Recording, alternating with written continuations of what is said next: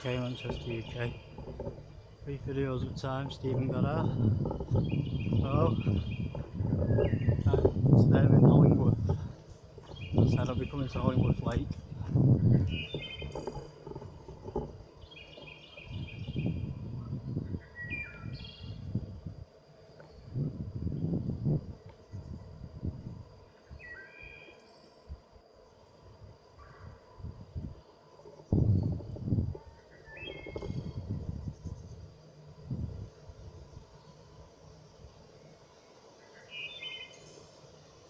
So Manchester, UK. Today we're in Hollingworth. So I was going to come to Hollingworth Lake eventually, and I have. Just at the overflow. We're going to walk down into Rochdale. We're going to get some shots of the lake. I'm going to explain. Walk over. We're in Yorkshire. So I'm just going to film around the lake, and then we're going to shoot down to Rochdale with interesting points, because there is no lock gates, interestingly enough. So the most interesting points are things like the mills, old farms, how things connect up, bridges that have been replaced. So this was the overflow that we're looking at now. It still is. When the reservoir reaches its full capacity, the water used to be higher, so it used to be deeper, the reservoir. The water gets channeled down here through this channel, like a canal, I suppose you could call it, a concrete canal. But before the lake, this was just Hollingworth Brook, so that ran through this area, straight through where the lake is now. That also is still Hollingworth Brook. It meets about a mile down Shore Lane Brook, and they both join Eels Brook, and that's all three finally reach the canal where some is used in that area, but it does actually flow through under an aqueduct under the canal.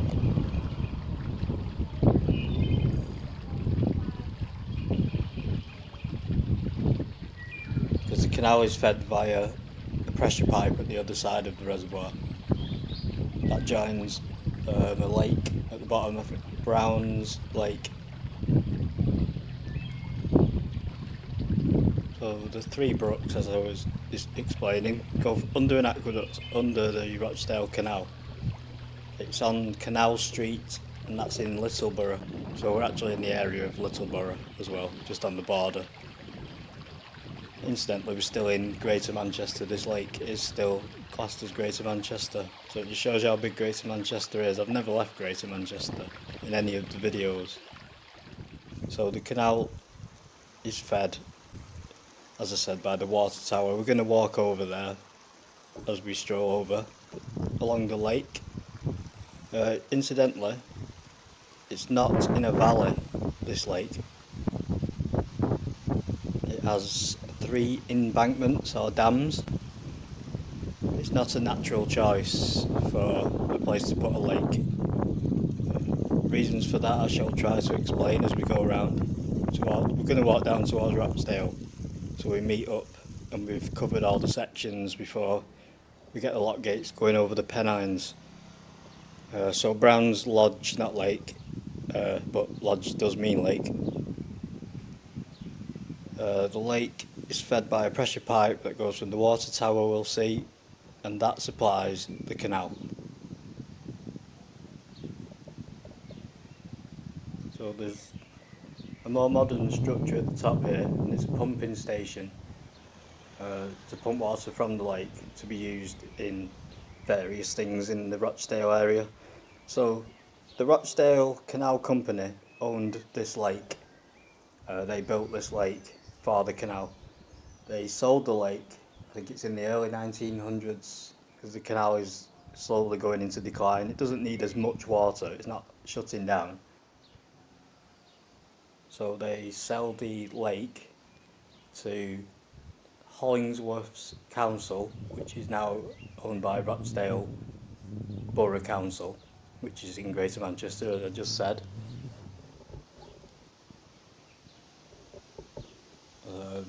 United Utilities now look after the lake, but the idea that they bought it in the first place was for drinking water, but it has never actually been used for drinking water. Instead, it was turned into a national park. And anyone who's visited Hollingworth Lake, if you're from this area, it's a nice little place, but it's very reminiscent of the seaside. I'm going to film some over there of what I would call the beach. Even I would slip up and say, oh, I'm on the beach instead of the shore. It's a nice place for a walk round, and there is some tourism.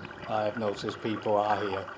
You know, there's caravans. It's a nice place, and it is like a seaside. It's big enough a lake to have tides and waves and boating activities. People swim here. So it's been used, it's run by United Utilities as recreational. So they include it in all their other waterways. And it still fills the canal. So even though the canal people sold it, for recreational uses, they do allow the canal to be filled from here. So it all worked out in the end, but it's not used for any functions. It's a leisure facility and part of the national park.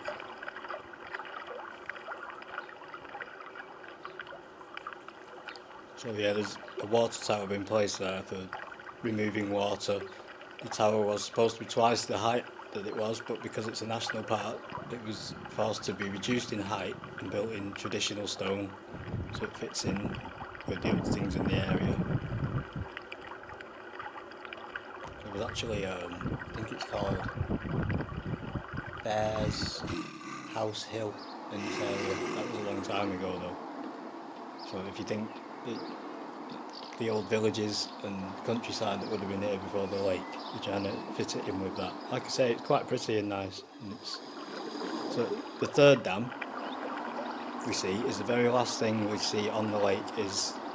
We'll see a shot, just one shot of canal locks.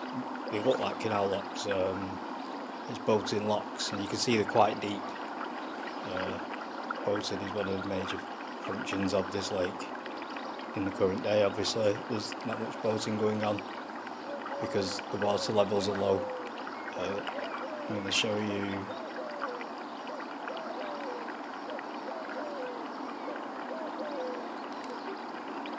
a jetty that's just sat on the floor, which I said is the shore, which is also like a beach. It's weighed down by great big chains, which would normally be straight up into the air. The chains, you won't be laid flat across the ground. It just shows you how much water is missing. You'll see that as the very last thing before you see the canal lock. I keep saying canal lock because it's called a canal when the water is channeled into a certain section. It's like the word channel or canal. It doesn't necessarily mean the canals with the locks. So that's what I mean. It's channeled into a smaller section, a quay, a boat quay.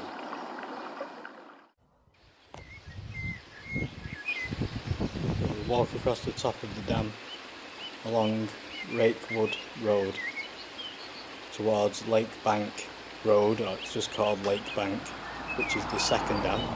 We're walking along the first dam, and we'll get a shot of that from the other side too, near the old Fisherman's Inn, which was a pub, which has been here longer than the lake, so it was called something else, or there was a smaller lake in place here, and fishermen have always been in this area.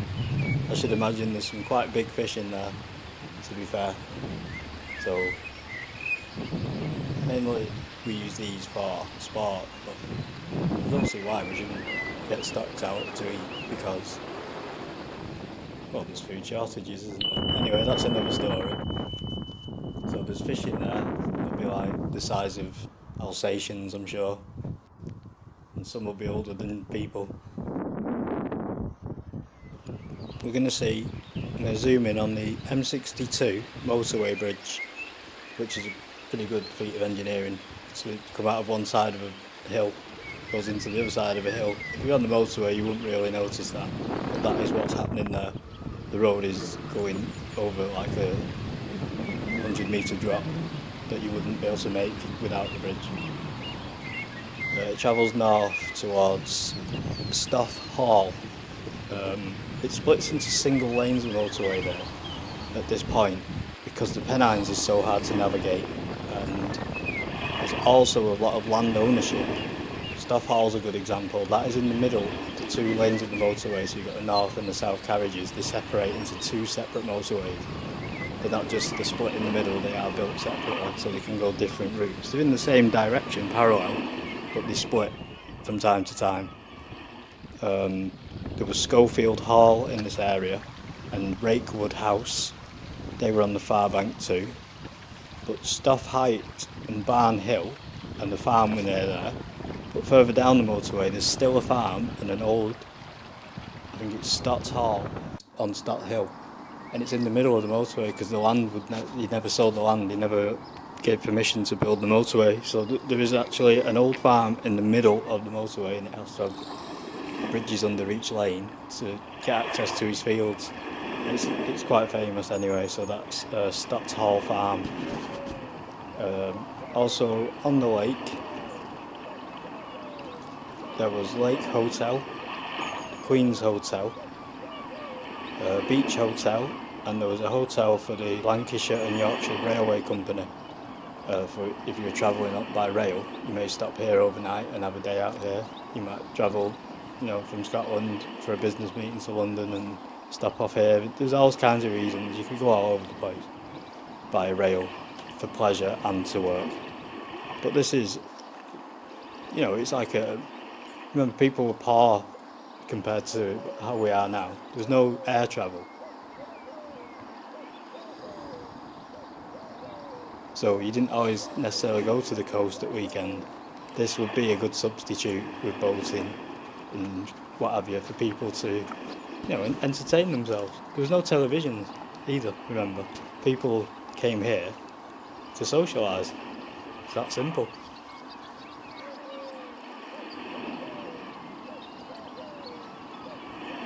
Although I haven't. I've come here for business, so I'm trying to focus on the functions of the lake when it was built. We know it's for the canal, we're going to follow that. We've seen the overflow, which was originally the brook, which you can see is totally upgraded. It just flows off into fields as a brook again. Main head reservoir. Apparently there's 7 in this area. One's good enough for now. We'll find more. If we don't, this will explain what the head of reservoir does. Every time water is dumped into the Manchester Ship Canal at the bottom or away from the canal, it needs topping up again at the Rochdale end, and that's what happens. Smithy Bridge is the area that is just slightly down from here, Hollingworth. It had an extensive rail system, so it had like 16 lines once again. That's an open area now, and there's like a mill around there I'm going to try and get some shots of. But the canal isn't as necessary because it's completely level all the way from Smithy Bridge down to Rochdale, and we finished on the last video in Rochdale and we saw the lock gates, and I say they go up to Hollingworth Lake. So it's level again. Once again, there's a branch canal after that first lock gate, then one more lock gate, and it's completely level again for miles and miles all the way here. So this is basically like the head of reservoir fills this, and this contains all the water to supply the rest of the canal towards Manchester south in the direction towards Manchester. Obviously cannot fill uphill, so there must be head of reservoirs on the top of the Pennines, but we're not there yet. We will find one. As we stroll down, we'll end up near Clegg Hall, which I love. When you look at this place, it's like something out of a horror film, or it's something out of a classic. You could easily film something like Poldark there. I love this building. You'll know what it is when you see it.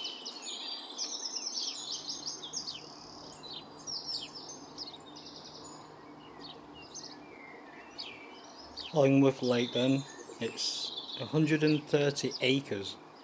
That's 53 hectares. That's big. That's very, very big. You can never. Water always warps your perception, I think. When you look out to an island in the sea and you think you can swim to it, and you most probably can't, because it's like 20 miles away. Like this lake, it's really big. that area is a massive area. It's like the size of a town. So anyway, we say, as we know, it's at Smithy Bridge in Littleborough. It's part of the metropolitan borough of Rochdale, and that's in Greater Manchester, England. As I said, we've never left.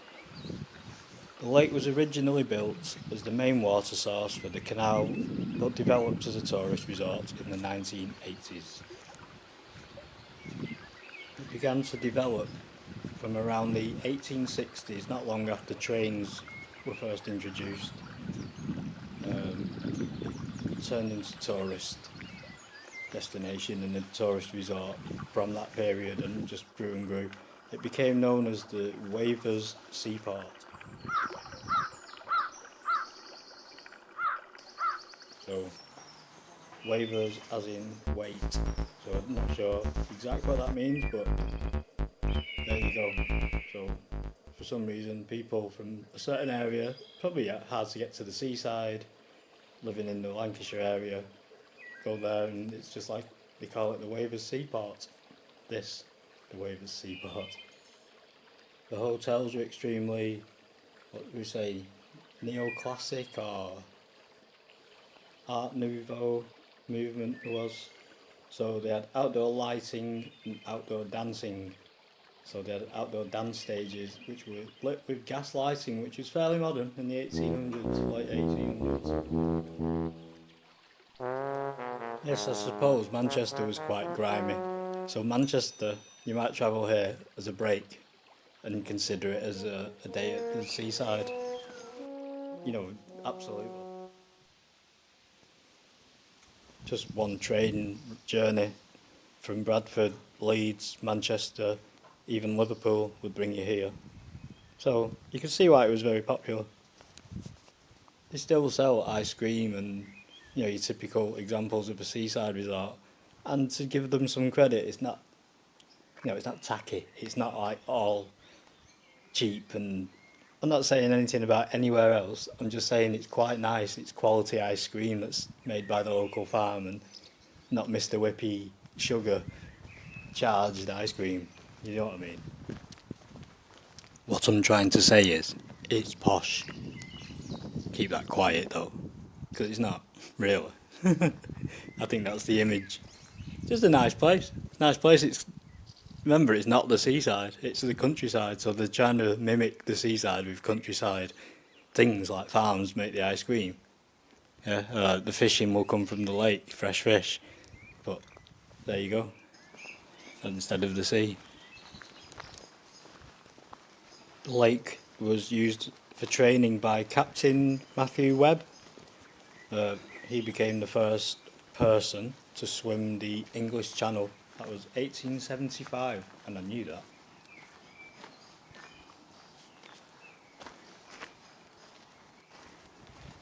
So in 1794, the Act of Parliament sanctioned the construction of the Rochdale Canal. Hollingworth Lake, with its 3 earth dams. The third is the boat lock. It was the main feeder source for the canal in 1800, 4 years before the canal was completed. So the lake was completed, ready for the canal.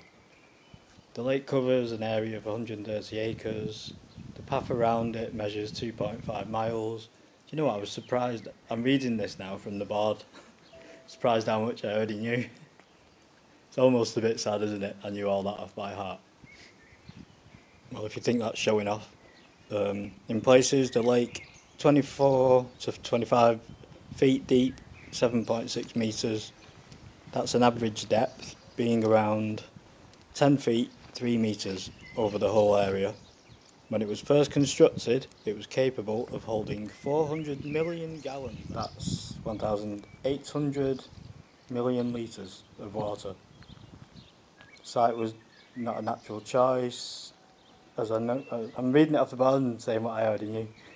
Not a natural choice. It's the Ely's Valley, so Ely's Brook, which I've told you about. It's a natural hollow, but it's not a natural valley.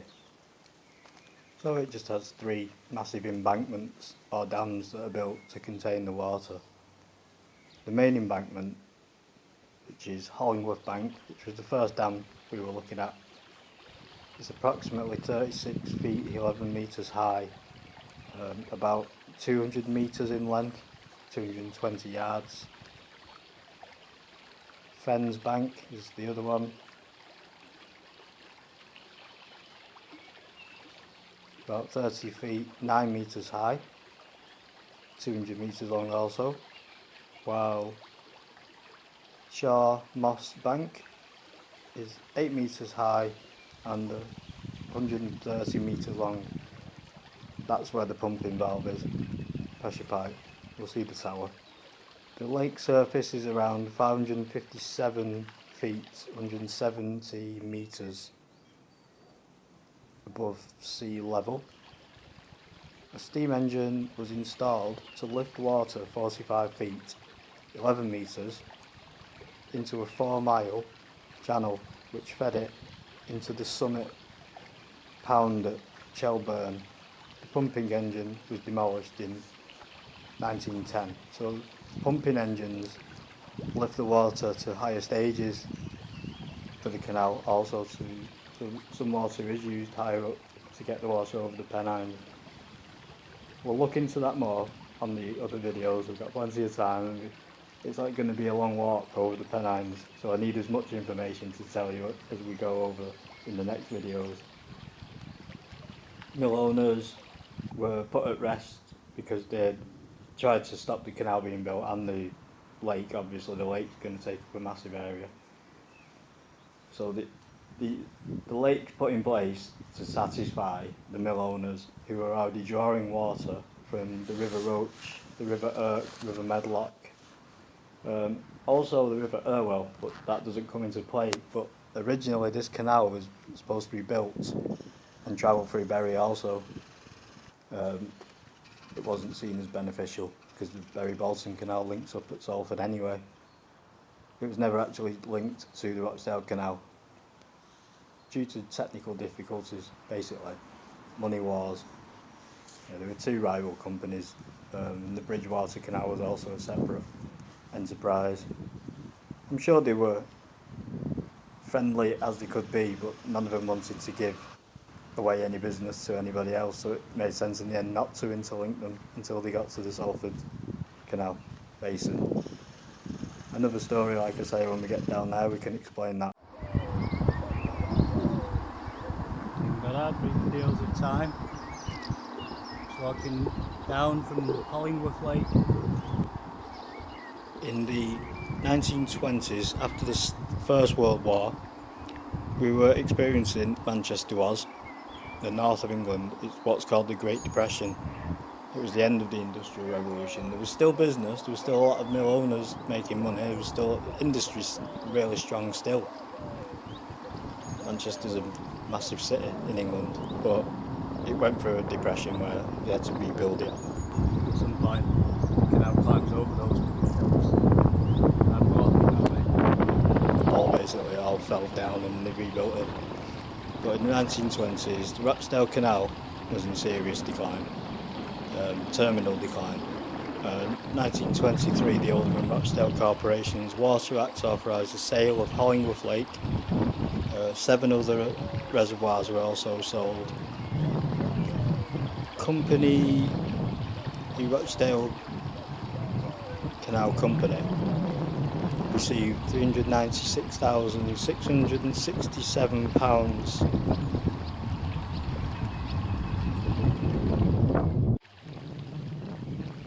of which it had to pay £100,000 around that sum to the Manchester Ship Canal Company as compensation because it would no longer be supplying the water for the Ship Canal, which goes down through the canal from this lake. So the Ship Canal has to find other sources of water also. The Ship Canal is still busy, but these canals are in decline because the railways are more popular, and as I say, the Great Depression is making things very tight. That's what the term is. Everybody's skint, everybody's running out of money, everything's gone, and there's a big cotton famine. All sorts of problems, and well, A young politician named Adolf Hitler is about to make things very difficult for everybody in Europe, let's put it that way. The water flows through pressure pipes down to Brown's Lodge, which is situated next to the canal, and the workings we will actually see. It obviously fills the canal, we're interchanged through sluice gates, etc. But we'll film it and explain it when we see that separately from today, because we know it fills the canal, and I'm now going to make my way back to Rochdale. The way it fills the canal is not between here and Rochdale, it's on the other side, and that is where we will end when we walk over the Pennines from Yorkshire.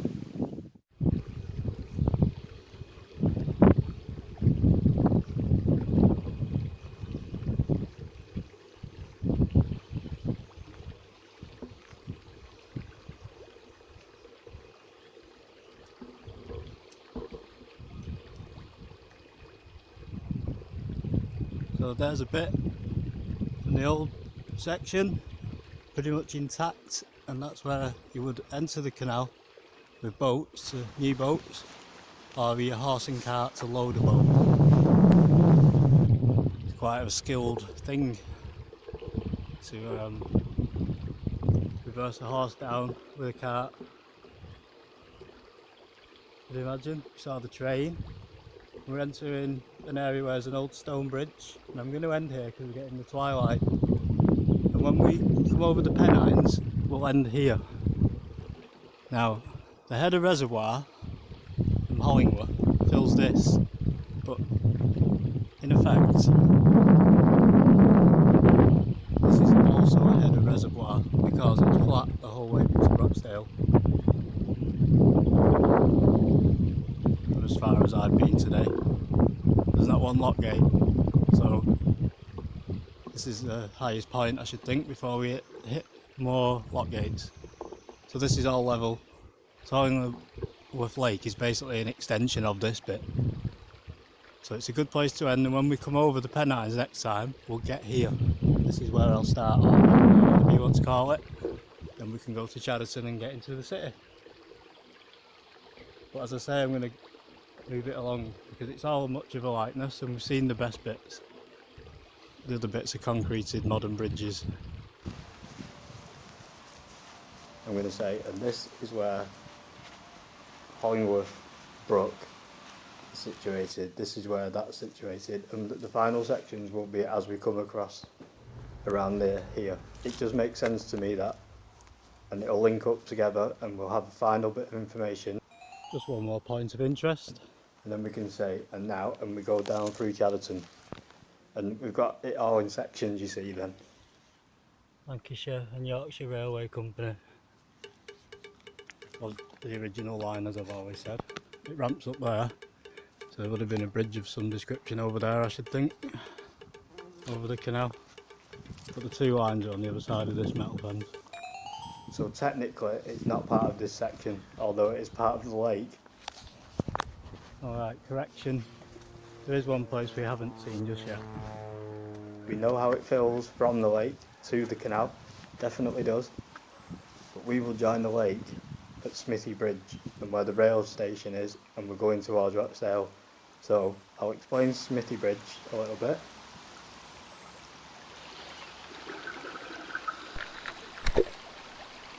It was a suburb of Littleborough within the borough of Rochdale, Manchester. Lake Country Park is all included in the area. It had a link to the Rochdale Canal and its own railway station, a massive railway station. There was once a route on the pack horse trip through to Yorkshire. So before canals and railways, they had pack horses, a bit like how in America how they take cattle, cross country, cowboys used to. So they had pack horses here too, and you load it up with goods and have like 10, maybe 20 horses all travel across together with all the people to make sure they get the goods over, because they probably were carried slightly too much. That's the way things were.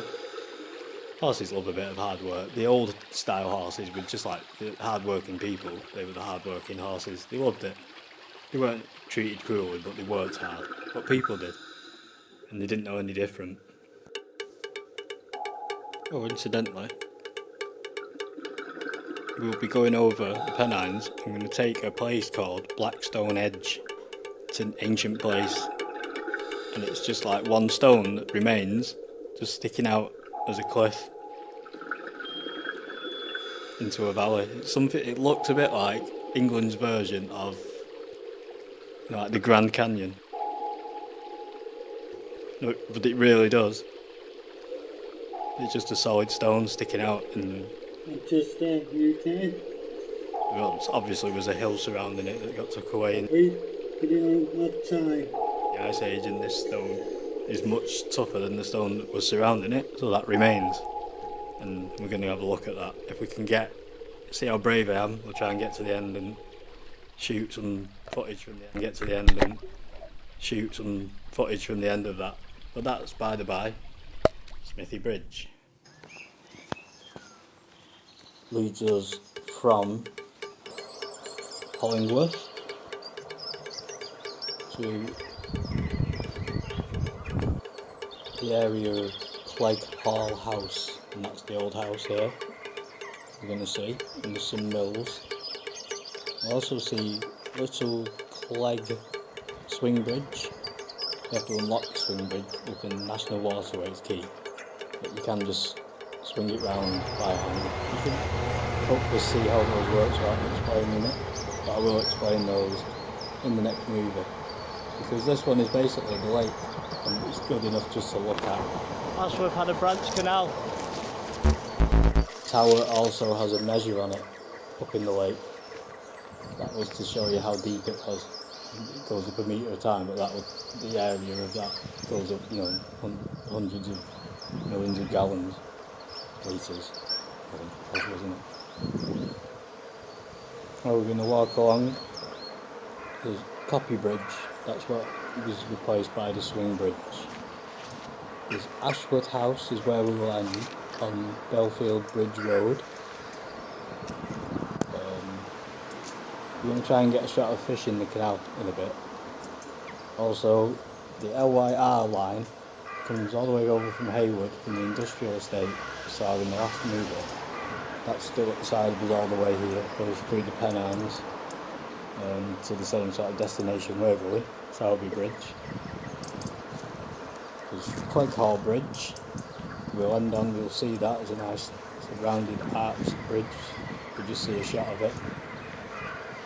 And that's near the railway bridge that goes over to Ashworth. Ashworth did have a branch canal, but I don't seem to be able to locate that today. There's loads of old cotton mills that were in the area that are now gone. There was Firgrove Mill, the old house of Clegg Hall, as I've said. There was a bridge around here. And it was Little Clegg Farm, Old Farm. And there's a swing bridge and Belfield Lane, Lowfield Mill and Clegg Hall Bridge. So I don't want to keep repeating myself. So Clegg Hall Bridge, Clegg Hall Mill, Clegg Hall Farm, but they are separate. They go along the bank of the canal. So Clegg Hall, or Clegg, the area, is actually part of Hollingworth, and this area is called Little Clegg. The other area, as I said, was Copy Bridge. You'll see some fashion factories and stuff, and I'm going to try and film some stuff in the canal, so we'll try and get a shot of the fish, basically. I want to get a school of fish if I can. Let's try.